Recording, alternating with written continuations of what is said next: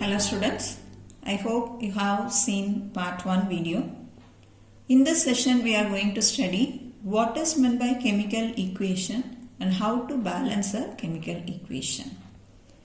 In the previous session we have studied about a chemical reaction which were described in sentence form. Example, a reaction between zinc granules and sulfuric acid to form zinc sulfate and hydrogen gas. This is given in a described form. It is inconvenient to write. So how to overcome means we can write it in a short method that is called as chemical equation.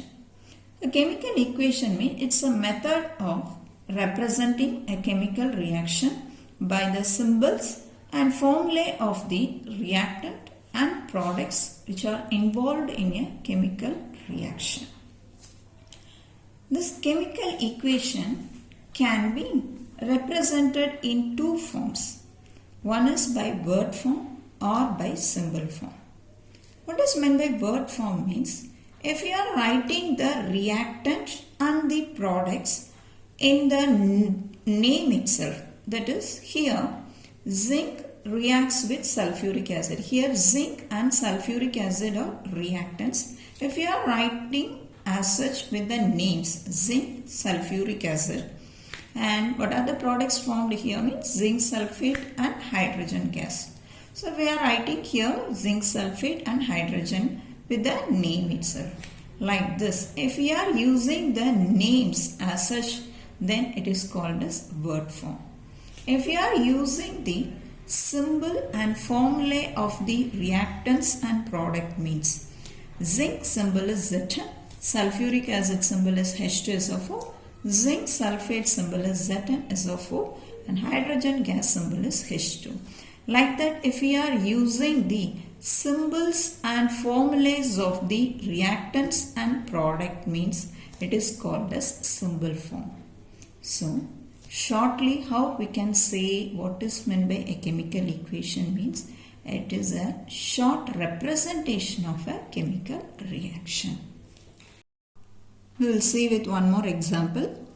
Magnesium reacts with oxygen to form magnesium oxide.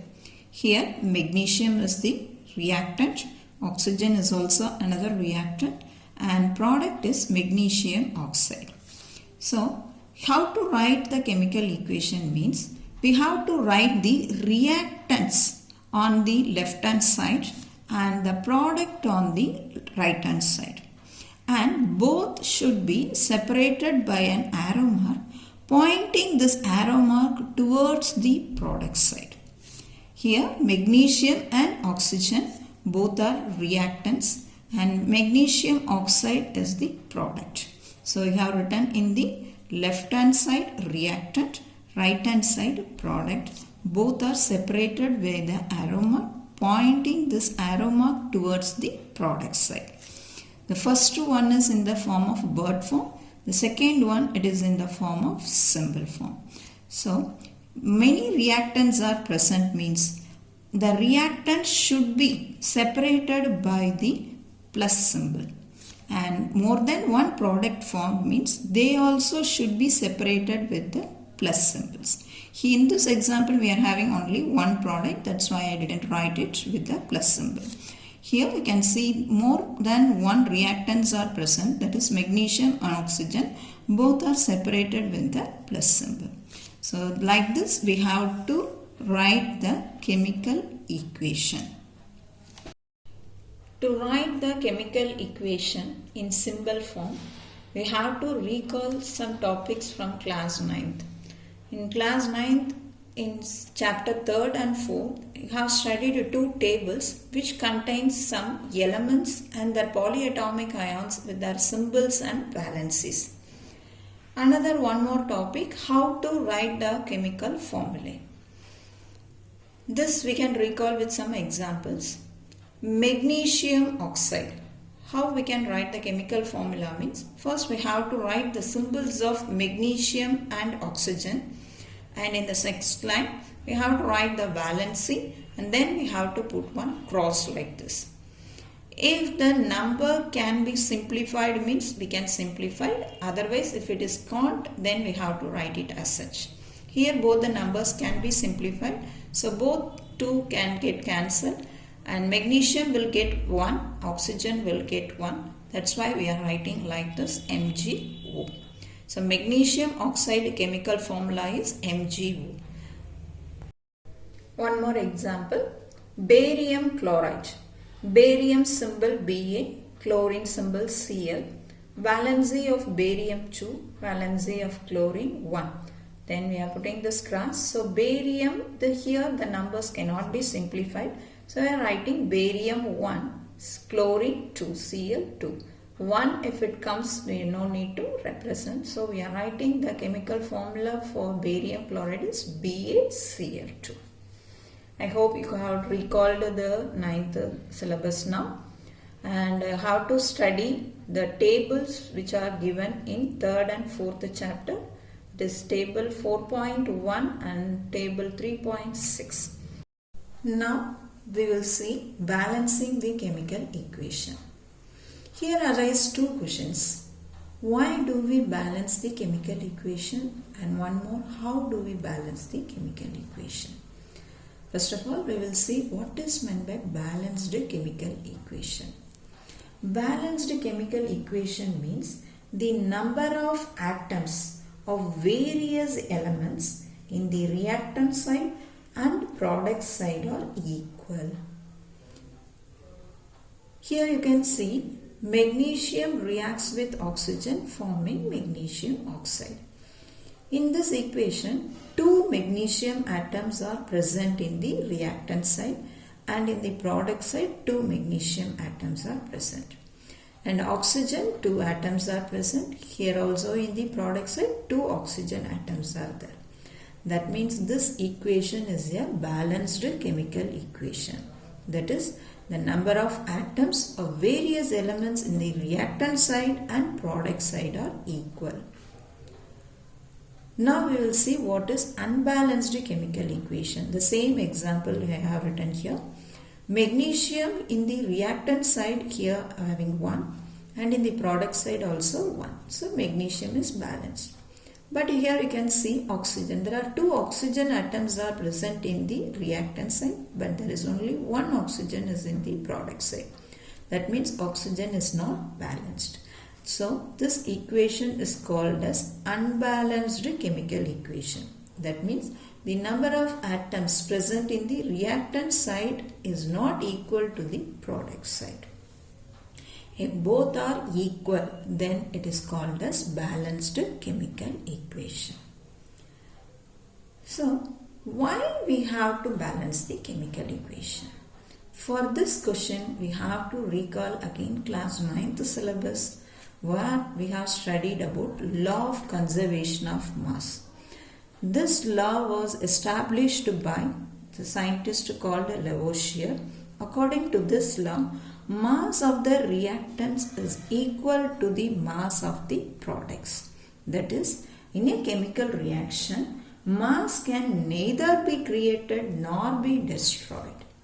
So mass of the reactant should be equal to the mass of the product in a chemical reaction. That's why we have to balance the chemical equation to satisfy the law of conservation of mass. Now we will see how to balance the chemical equation. According to your syllabus, how we are going to balance means the method name is called as hit and trial method. Okay, there are many methods to balance the chemical equation. According to your syllabus, what we are following means hit and trial method. Okay, so based on that, we are going to balance the chemical equation. You can have an example. N2 plus H2 gives NH3. For this, if it is given in the described form, that is in the sentence form, or if it is given in the word form, first what we have to do means we have to convert, we have to write it in the symbols form. Okay, if given it is in the sentence form or in the word form, first of all we have to frame the equation in the symbol form like this. N2 plus H2 gives NH3. So to do this, first of all, we have to prepare one table having 3 columns. In the first column, we have to write what are the elements present in the reactant and product. And next, we can write reactant, or we can write it as LHS. Okay, which is convenient for you, that you can write down. And next column, we have to write it as product. There we have to write it product or RHS. Okay, so which is convenient, you can write down that. Next thing, we have to write all the elements here. In the reactant and product side, what are the elements present? Nitrogen and hydrogen. So we have to write only the symbols, not the numbers. Okay, how many number of atoms we should not write. Here we have to write only the element. Then here we have to write the number of atoms. So nitrogen in the reactant side, how many number of atoms are here? 2. So that we have to write it here. And hydrogen we are having 2, that also we can write down now.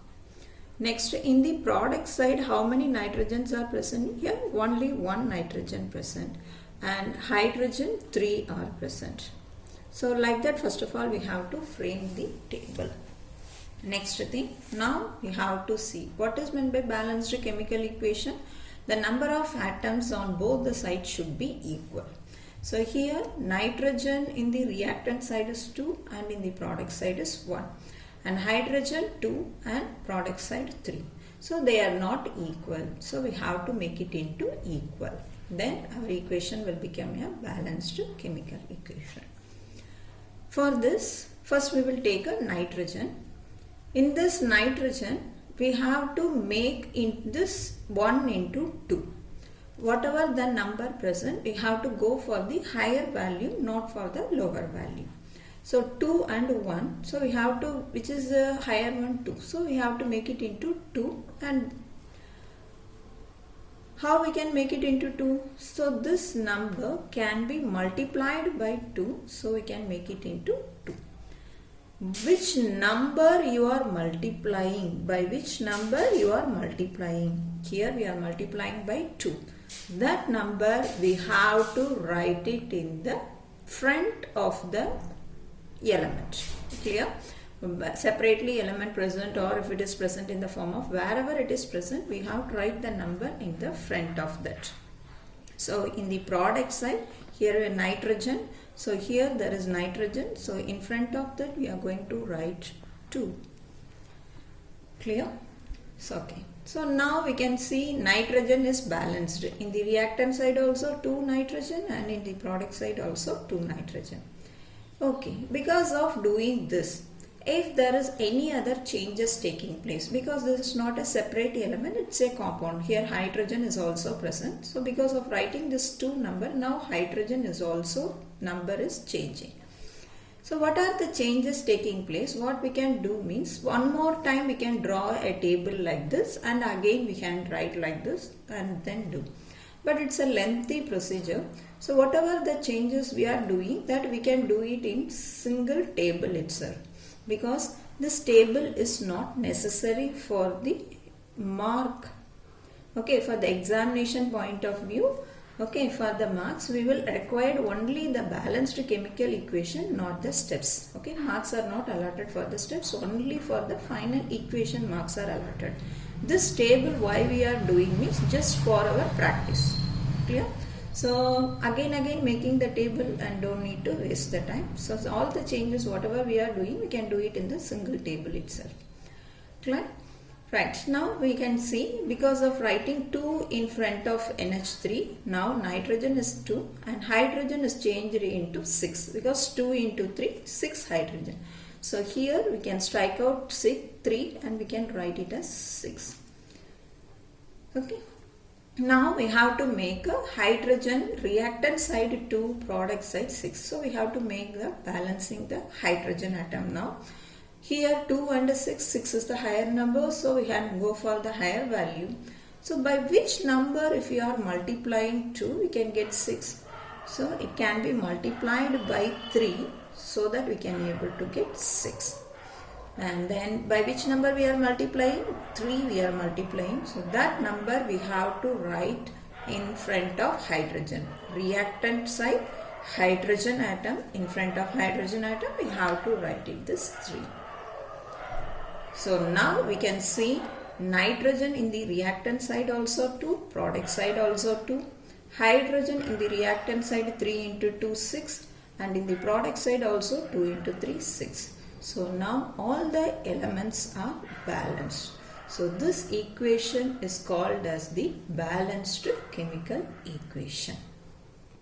Now another example, BaCl2 barium chloride plus Na2SO4 sodium sulfate gives BaSO4 barium sulfate plus NaCl.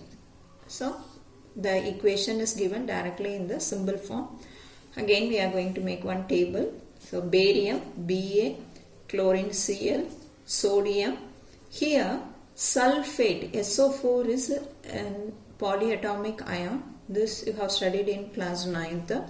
So here how we can do means, if it is in the reactant side also in this form of sulfate, and here in the product side also it is in the form of sulfate. In this case, okay, both the reactant side also, product side also, if it is in the same ion, the ion is not changed, then what we can do means directly we can take it as in the form of sulfate. Sulfate symbol formula is SO4. So directly we can have it as SO4. Otherwise we can do one more method. This barium, chlorine, sodium, that same thing we have written. Here we can write separately sulfur in a sulfate, S sulfur, oxygen O. That we can write separately and we can balance as we have done in the previous one. Right? Otherwise we can do like this shortly. So now how many atoms are present in the reactant side? Barium 1, next to chlorine 2, sodium 2, sulfate SO4, totally it is sulfate, SO4 is sulfate, this is only 1. You have to consider this sulfate polyatomic ion is only 1. Now in the product side, barium 1, sulfate SO4, it is also present as 1. Sodium 1 and Cl, chlorine is also 1. Like that we have written the numbers.